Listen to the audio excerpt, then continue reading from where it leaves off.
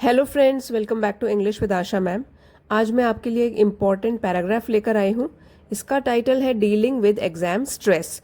इसको पढ़ते हैं और सीखते हैं इसके ज़रिए न्यू वर्ड मीनिंग्स प्लस जो भी इम्पॉर्टेंट बातें बताई गई हैं इस टॉपिक के बारे में। डीलिंग, निपटना विद एग्जाम स्ट्रेस। सो परीक्षा के तनाव से कैसे निपटना है उसके बारे में जो पैराग्राफ है। Exam stress is a prevalent and often overwhelming experience for students of all ages। तो एग्जाम स्ट्रेस, तो परीक्षा का स्ट्रेस होता है, तनाव होता है, इट इज प्रेवलेंट। प्रेवलेंट का मतलब होता है प्रचलित। स्पेलिंग पे ध्यान दीजिए, प्रेवलेंट बोलते हैं VALENT। तो ये प्रचलित है, मतलब सबको होता है, और सिर्फ इंडिया में नहीं, कहीं के बच्चों को भी ले लो, सबको स्ट्रेस होता है एग्जाम का। तो ये प्रेवलेंट है, मीन्स प्रचलित है, सब जगह फैला हुआ है। एंड ऑफन, ऑफन मीन्स कई बार। ओवरवेलमिंग एक्सपीरियंस, तो कई बार तो इसका अनुभव जो होता है, एक्सपीरियंस, अनुभव, वो ओवरवेलमिंग होता है। ओवरवेलमिंग मीन्स जब हम इमोशंस के कंट्रोल में आ जाएं और कोई भी सिचुएशन हमारे से निपटना मुश्किल हो, ठीक है, तो जो भी सिचुएशन है जिससे निपटना मुश्किल हो उसको कहते हैं ओवरवेलमिंग। तो ये जो एक्सपीरियंस होता है एग्जाम के स्ट्रेस का, वो है ओवरवेलमिंग एक्सपीरियंस, कई बार हो जाता है, उससे हम निपट नहीं पाते हैं। फॉर स्टूडेंट्स, छात्रों के लिए, स्कूल के छात्र हो सकते हैं, कॉलेज के हो सकते हैं, यूनिवर्सिटी के हो सकते हैं, या कोई भी जो भी एग्जाम दे रहे हैं तो वो छात्र कहलाएंगे। ऑफ ऑल एजेस, किसी भी उम्र के।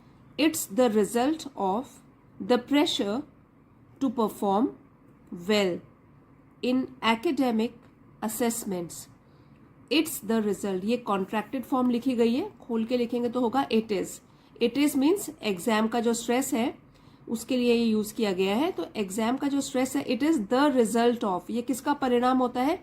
प्रेशर टू परफॉर्म वेल, कि जो दबाव बन जाता है विद्यार्थियों के ऊपर अच्छा प्रदर्शन करने का, कि उनको एग्जाम में, परीक्षा में अच्छा प्रदर्शन करना है, उसके दबाव से स्ट्रेस हो जाता है। इन एकेडमिक असेसमेंट्स, एकेडमिक मीन्स शिक्षा से संबंधित, पढ़ाई से रिलेटेड जो भी असेसमेंट होते हैं, टेस्ट होते हैं, मूल्यांकन किया जाता है विद्यार्थियों का, टेस्ट लिए जाते हैं। एंड इट कैन मैनिफेस्ट, तो ये अपने आप को प्रकट कर सकता है, जो ये स्ट्रेस है वो अपने आप को प्रकट कर सकता है इन वेरियस वेज, कई तरीकों से। फ्रॉम एंग्जाइटी, एंग्जाइटी मीन्स चिंता, तो चिंता से लेकर, एंड रेस्टलेसनेस, बेचैनी, जब हमको चैन नहीं मिलता, बस बेचैन हो जाते हैं, टू, और जैसे कि चिंता और बेचैनी से लेकर, टू स्लीप डिस्टर्बेंसेस, कई बार कई विद्यार्थियों को तो नींद भी नहीं आती है या डिस्टर्ब हो जाते हैं उनके स्लीप पैटर्न, जब सोने का टाइम होता है तो नींद नहीं आती है। एंड इवन फिजिकल सिम्टम्स, और कई लोगों को फिजिकल सिम्टम्स, शारीरिक लक्षण भी जैसे दिखाई देते हैं, लाइक हेडेक। एक का मतलब होता है दर्द, ACHE, एक, ठीक है, दर्द, हेडेक सिर दर्द, या स्टमक एक, पेट दर्द। This stress can be particularly challenging, ये जो स्ट्रेस है, तनाव है, ये खासकर चुनौतीपूर्ण भी हो सकता है, खासकर चुनौतीपूर्ण हो सकता है, बिकॉज, क्योंकि it can hinder a student's ability to concentrate, क्योंकि ये रुकावट डाल सकता है, हिंडर रुकावट डाल सकता है, इन अ स्टूडेंट्स एबिलिटी, विद्यार्थी की क्षमता पर, टू कॉन्सेंट्रेट, कि वो ध्यान नहीं लगा पाता उसके बाद, तो उसमें क्या हो रहा है, रुकावट डाल रहा है वो, कि ध्यान लगाने की क्षमता पर। या तो रिकॉल इन्फॉर्मेशन, इन्फॉर्मेशन जानकारी, और रिकॉल मतलब जब उसने याद कर लिया है कोई चीज को और वो फिर उसको याद कर रहा है, दोबारा से रिकॉल कर रहा है कि मुझे याद हुआ कि नहीं हुआ, तो रिकॉल करने में, मतलब याद रखने में फिर परेशानी डाल सकता है, रुकावट डाल सकता है। And perform to the best of their abilities during exams, और एक और चीज में रुकावट डाल सकता है कि प्रदर्शन उनका, to the best of their abilities, जितनी उनमें क्षमता है तो उतना वो सर्वोत्तम क्षमता के अकॉर्डिंग क्या अपना प्रदर्शन कर पाएंगे, इसमें भी रुकावट डाल सकता है ड्यूरिंग एग्जाम। और ये सब होता है तनाव के कारण, जो कि परीक्षा आने पर हम सब में तनाव हो जाता है। इस लाइन को फिर से पढ़ेंगे। This stress can be particularly challenging because it can hinder a student's ability to concentrate, recall information, and perform to the best of their abilities during exams. Dealing with exam stress is a common challenge faced by students. Dealing with exam stress, तो exam stress परीक्षा के तनाव से deal करना, उससे निपटना, ये तो एक साधारण कॉमन चैलेंज है, चुनौती है फेस्ड बाय स्टूडेंट्स, जो कि विद्यार्थियों के द्वारा इसका सामना किया जाता है और बहुत ही कॉमन है। तो आप ये ना समझे कि सिर्फ आपको ही तनाव हो रहा है, तो बहुत ही कॉमन है और ज्यादातर लोगों में पाई जाती है। But it's essential to navigate it effectively to perform your best. तो चाहे ये चुनौतीपूर्ण हो सकता है इसका सामना करना, लेकिन इट इज एसेंशियल, बहुत जरूरी हो जाता है टू नेविगेट इट इफेक्टिवली। तो नेविगेट का मतलब होता है निर्देशित करना और इफेक्टिवली प्रभावशाली तरीके से। तो बहुत जरूरी है कि आप एक ढंग के तरीके से, इफेक्टिव तरीके से, प्रभावशाली तरीके से इसको निर्देशित करें ताकि आप अपना बेस्ट दे पाए, so that you can perform your best. ठीक है, आप अपना बेस्ट प्रदर्शन कर पाए, तो उस तरीके से आपको इसका निर्देशन करना है, इस स्ट्रेस का, इसको अपने ऊपर हावी नहीं होने देना है। तो किस तरीके से हम अपना बेस्ट परफॉर्म कर सकते हैं, कुछ टिप्स हैं जो कि आपके बहुत काम भी आएंगी और आप वोकैबुलरी भी सीख रहे हो साथ साथ। फर्स्ट एंड फॉरमोस्ट, सबसे पहले first and foremost, effective time management is the key. हर जगह आपको बताया जाता है टाइम मैनेजमेंट, क्योंकि स्टूडेंट की लाइफ में टाइम का ढंग से इस्तेमाल करना ये बहुत ही इंपॉर्टेंट होता है। तो इफेक्टिव, वो भी टाइम मैनेजमेंट करो, लेकिन वो भी इफेक्टिव तरीके से, प्रभावी तरीके से। Effective time management is the की। तो सफलता की क्या चाबी है कि प्रभावशाली तरीके से आप वक्त का, समय का प्रबंधन कर सके, यही इसकी चाबी है। तो इसी से ही सब कुछ, सारा सॉल्यूशन आने वाला है। Create a study, create means बनाए, a study schedule that allows you to cover all necessary topics without over burdening yourself, without over burdening, burden से बना है ओवर बर्डनिंग योरसेल्फ। तो इस तरीके से अपना शेड्यूल बनाइए, create a study schedule, time table या कार्यक्रम बनाइए that allows you to cover all necessary topics, जो आपको सारे के सारे जो भी आवश्यक इंपॉर्टेंट टॉपिक्स हो। तो अलाउज वैसे होता है अनुमति देना, तो आप वर्ड टू वर्ड ट्रांसलेशन तो नहीं होता है, आपको इसका जिस्ट निकालना है कि बोलना क्या चाहते हैं इस पैराग्राफ में या लाइन में, कि जो आपको अनुमति दे, आप कह सकते हैं कि जो आपको अलाउ करे कि आप जो भी आपके इंपॉर्टेंट टॉपिक्स है वो आप कवर कर सको, उसको पढ़ सको अच्छी तरीके से, विदाउट ओवर बर्डनिंग योरसेल्फ। तो विदाउट मीन्स बिना, और ओवर बर्डन मतलब बर्डन मीन्स बोझ, और ओवर बर्डन मतलब ज्यादा ही अपने आप के ऊपर बोझ नहीं डाल देना है। तो विदाउट, बिना अपने ऊपर ज्यादा बोझ डाले हुए। तो इस तरीके का टाइम टेबल बनाना है जो फीजिबल हो, जिसको आप फॉलो कर सके देर तक। ठीक है, break your study sessions into manageable blocks. यहाँ मैनेजेबल है तो यहाँ स्पेलिंग देख लीजिए, EA, ये दोनों आते हैं इसमें। ठीक है, यहाँ पे स्पेलिंग मिस्टेक्स हो जाती है। तो आपको अपना जो स्टडी सेशन है उसको तोड़ तोड़ के बनाना है, एक ही टाइम पे ज्यादा देर तक कोई भी नहीं बैठ सकता, किसी का भी कॉन्सेंट्रेशन देर तक नहीं हो सकता। इसलिए break your study sessions into manageable blocks. तो मैनेजेबल जिसको पूरा किया भी जा सके, और ब्लॉक हो गए पार्ट्स में, सत्रों में, पार्ट्स में। तो आपको तोड़ तोड़ के बनाने अपने study sessions. And include short breaks to recharge your mind. और आपको जब आप टाइम टेबल बना रहे हो तो आपको इंक्लूड करना है, शामिल करना है उसमें छोटे छोटे ब्रेक्स, थोड़ा ब्रेक भी लेना है, टू रिचार्ज योर माइंड, ताकि जो आपका दिमाग है वो तरोताजा हो जाए। तो इस तरीके से टाइम टेबल बनाना है। उसके लिए आप किसी बड़े की हेल्प भी ले सकते हैं अपने घर में, अगर खुद ज्यादा अच्छे तरीके से टाइम टेबल बनाना नहीं आता है। Include some breaks also in it. Furthermore means आगे और आगे, मेंटेनिंग अ हेल्दी लाइफस्टाइल। तो पहले तो हमने बात कर दी कि इफेक्टिव टाइम मैनेजमेंट सबसे जरूरी जो है। अब नेक्स्ट है मेंटेनिंग अ हेल्दी लाइफस्टाइल। अब एग्जाम के टाइम में ज्यादातर क्या होता है, स्टूडेंट्स अपने खाने पर ध्यान नहीं देते, अपने नींद के शेड्यूल पे ध्यान नहीं देते हैं, वो भी आपको मेंटेन करना है। Maintaining a healthy lifestyle, maintaining बनाए रखना हेल्दी स्वस्थ लाइफस्टाइल जीवन शैली कैन सिग्निफिकेंटली रिड्यूस स्ट्रेस। वो भी सिग्निफिकेंटली मीन्स काफी हद तक आपके स्ट्रेस को कम कर सकता है। Ensure you get enough sleep to keep your mind sharp and focused. तो एंश्योर सुनिश्चित कीजिए, यू गेट इनफ स्लीप, ताकि आपको पर्याप्त नींद भी मिले। और 8 घंटे की नींद बहुत जरूरी है। अगर 8 घंटे एग्जाम के टाइम में नहीं है तो चलो थोड़ा कम सोइए, लेकिन एक बारी में स्लीप अच्छी मिलनी चाहिए, वो बहुत जरूरी है। इनफ स्लीप, पर्याप्त स्लीप, बिकॉज हर एक की रिक्वायरमेंट भी स्लीप की अलग अलग होती है। तो अपने आप बॉडी के अकॉर्डिंग आपको पता होगा आपको कितनी स्लीप चाहिए, ठीक है। तो उतनी पर्याप्त स्लीप, नींद आपको मिलनी चाहिए, ताकि आपका जो दिमाग है वो तेज रहे, तेज बना रहे और फोकस्ड, आप फोकस भी कर सके। जब आप उठे तो आप ग्रॉगी ना हो, आप फिर से सुस्त अपने आप को महसूस ना करें, एक फ्रेश माइंड से उठे ताकि फोकस बना रहे और दिमाग जल्दी जल्दी ग्रैस्प करे, जो भी आप पढ़ना चाहते हैं उसको याद भी कर सके इजीली। अगर अच्छी नींद नहीं मिलेगी तो तब बहुत डल फील करेंगे आप। And focused, a balanced diet can provide the energy you need. और संतुलित आहार लेना बहुत जरूरी है, क्योंकि उसी से मिलता है आपको एनर्जी, ऊर्जा, जो शरीर की रिक्वायरमेंट होती है।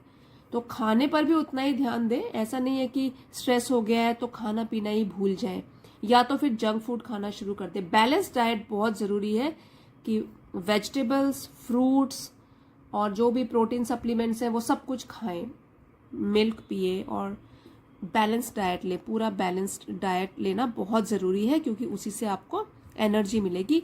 While regular exercise can help reduce tension and boost your mood.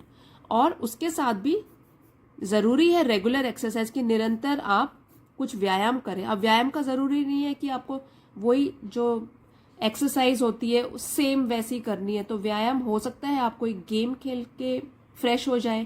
तो कोई भी फिजिकल एक्टिविटी करना बहुत जरूरी है। बाहर जाना, फ्रेश एयर में जाना भी जरूरी है। थोड़ा टाइम निकालना है, चाहे 15-20 मिनट्स निकालिए, बाहर जाइए, या हाफ एन आवर निकालिए, खेल के आइए अपने पसंद का गेम, वो भी बड़ा अच्छा स्ट्रेस बस्टर है।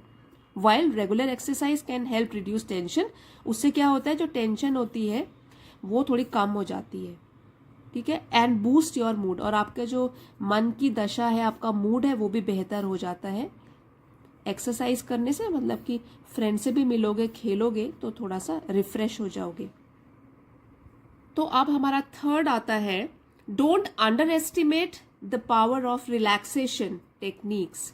तो अंडर एस्टिमेट हमको कम नहीं समझना है, पावर ऑफ रिलैक्सेशन टेक्निक्स। तो जो भी विश्राम या हमारे दिमाग को जो रिलैक्स करती हैं वो वाली तकनीकें जो होती हैं, उसकी पावर को हमको कम नहीं समझना है, अंडर एस्टिमेट। तो उसकी जो हमको जो भी पावर है, शक्ति है, उसको हमको कम नहीं समझना है। ये भी हम हमारे माइंड को बहुत रिलैक्स करती है। विश्राम की तकनीकें, रिलैक्सेशन की तकनीकें such as deep breathing exercises और mindfulness meditation. Mindfulness meditation to calm your nerves during study breaks. तो ये कौन कौन सी टेक्निक्स हैं, जैसे कि डीप ब्रीदिंग, गहरी सांसें लेना, और माइंडफुलनेस मेडिटेशन। मेडिटेशन ये नहीं है कि आप ध्यान लगाने लग जाओ और घंटों तक बैठे रहो। माइंडफुलनेस वाला है कि वर्तमान प्रेजेंट में आप रहो, अपने दिमाग को इधर उधर ना भटके इधर उधर, वो प्रेजेंट में रहे। तो थोड़ी देर के लिए मेडिटेट करो, अपने विचार जो इधर उधर भटक रहे हैं उसको प्रेजेंट में लाइए, और तब अपनी ब्रीदिंग में ध्यान दीजिए, ब्रीदिंग टेक्निक्स में ध्यान दीजिए। तो वर्तमान में ध्यान केंद्रित करना है, माइंड को इधर उधर नहीं भटकने देना है। तो उससे क्या होता है, काम योर नर्व्स, आपका जो मन है वो थोड़ा शांत हो जाता है ड्यूरिंग स्टडी ब्रेक्स। जो भी आप स्टडी ब्रेक लेते हो, 5 मिनट भी बैठ जाइए, थोड़ा शांत हो जाता है मन उससे। उस टाइम पे कोई विचार और आपके मन में नहीं आएंगे, सिर्फ आपको अपनी ब्रीदिंग में ही कॉन्सेंट्रेट करना है, ध्यान लगाना है। Remember that seeking support is a sign of strength. और सबसे इंपॉर्टेंट बात यह भी है कि आपको याद रखना है कि सीकिंग सपोर्ट, सीकिंग मीन्स तलाश करना, ढूंढना, सपोर्ट, मदद। तो अगर आप मदद चाहते हैं, तलाश कर रहे हैं मदद की, तो वो एक ताकत का साइन है, ठीक है, नॉट वीकनेस। तो ऐसा नहीं है कि अगर आप खुद हैंडल नहीं कर पा रहे हो तो किसी की मदद भी लेने में आपको शर्म आ रही है। No, you have to take help of the people around you, जैसे कि, और इसको भी समझना चाहिए आपको, ये ताकत की बात है कि कोई अपने जो भी इमोशंस है उसको व्यक्त कर पा रहा है, that means he is strong. तो ताकत की बात है, कमजोरी की बात नहीं है, not weakness. It should be considered a sign of strength, not weakness. Reach out to teachers. Reach out मतलब बात करिए, मदद लीजिए टीचर्स से, अपने शिक्षकों से, क्लासमेट्स से, जो अपने आपके साथ पढ़ने वाले सहपाठी हैं, और एकेडमिक काउंसलर्स। तो देखिए, ये काउंसलर्स जो है आपको आपके स्कूल्स में होते होंगे, कॉलेजेस में, हर जगह काउंसलर्स होते हैं जो सलाह देते हैं, और ये शिक्षा से संबंधित।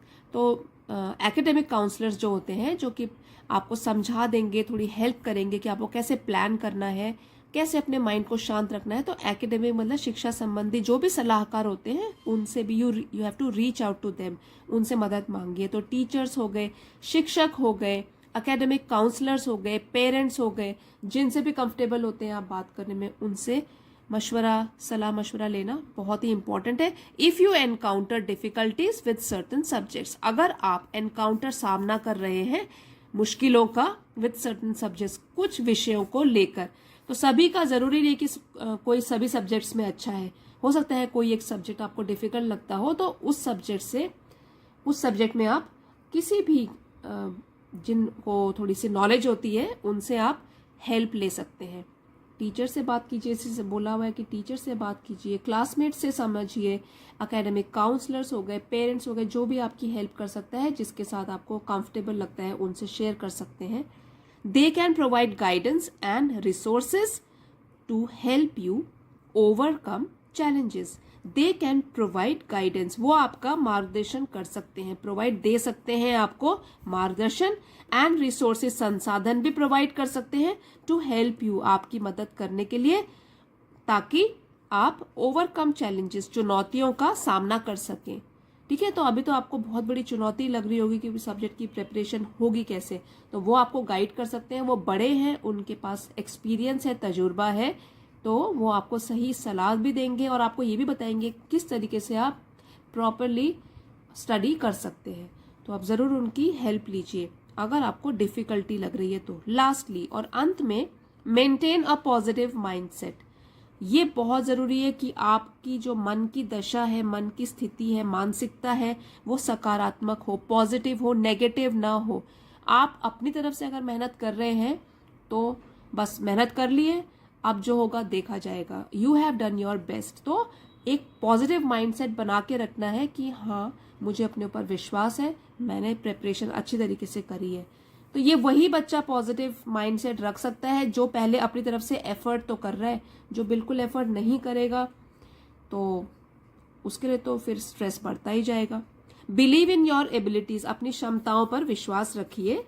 And remind yourself that exams are just one part of your educational journey. और बार बार अपने आप को याद दिलाइए, योर सेल्फ, अपने आप को याद दिलाएं कि जो ये परीक्षाएं हैं, they are just one part of your educational journey. तो यही आपका, ये एंड ऑफ जर्नी नहीं है, ये तो साथ साथ आप जब एजुकेशनल जर्नी, शिक्षा की जो यात्रा पे निकले हो, ये तो जस्ट एक पार्ट है इसका। ठीक है। Embrace a growth mindset. तो एम्ब्रेस, आपको अपनाना है अ ग्रोथ माइंडसेट, मतलब कि विकास से रिलेटेड माइंडसेट, आपकी मनोदशा होनी चाहिए कि हाँ, कुछ सीखा है और आगे भी सीखूंगा। Where setbacks are seen as opportunities to learn and improve. कई बार होता है कि हम जितनी मेहनत करते हैं तो हमको उतनी सफलता नहीं मिलती, तो उनको कहते हैं सेटबैक्स, असफलताएं। लेकिन उसको भी क्या करना है, आपने अपनाना है विकास के माइंडसेट से, मतलब कि जो आपके सेटबैक्स हुए, असफलताएं हैं, उनको भी आप देखिए, they are seen as opportunity, उसको भी अवसर की तरह लीजिए, टू लर्न एंड इम्प्रूव, क्योंकि असफलताएं भी हमको बहुत कुछ सिखाती है। ठीक है, तो जब भी कोई फेलियर्स होते हैं, असफलताएं होती हैं, उससे सीखिए और अपने आप को सुधारिए। तो जहां तक अगर ये चलता रहेगा कि भाई कुछ सीखना और फिर उसको सुधारना, तो वहां पे फाइनली सक्सेस जरूर मिलेगा। With proper preparation and a calm confident approach. With proper preparation means उचित तैयारी के साथ, and a calm confident approach, और जो आपका नजरिया है वो होगा शांत और आत्मविश्वास से भरा हुआ। अगर ऐसी अप्रोच आप रखते हो, you can tackle exam stress, तो आप निपट सकते हो परीक्षा से संबंधित जो भी तनाव होता है, and perform at your best, और आप प्रदर्शन कर सकते हो। जितनी आप में क्षमता है उतना ही आप उसको दिखा भी सकते हो, वैसा प्रदर्शन कर भी सकते हो। सर्वश्रेष्ठ, जितना आप बेस्ट कर सकते हो उतना आप करके भी दिखाओगे। लेकिन अगर तनाव को अपने ऊपर हावी होने दिया, उसकी वजह से आपकी तबीयत खराब हो गई, तो जो आता भी है वो भी नहीं हो पाएगा।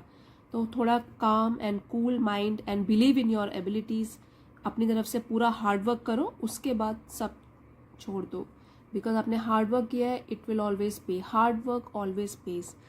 तो फ्रेंड्स, आज का वीडियो अगर आपके लिए हेल्पफुल रहा है तो प्लीज़ लाइक, शेयर और सब्सक्राइब ज़रूर कीजिएगा। Thank you for watching. मिलते हैं अगले वीडियो में।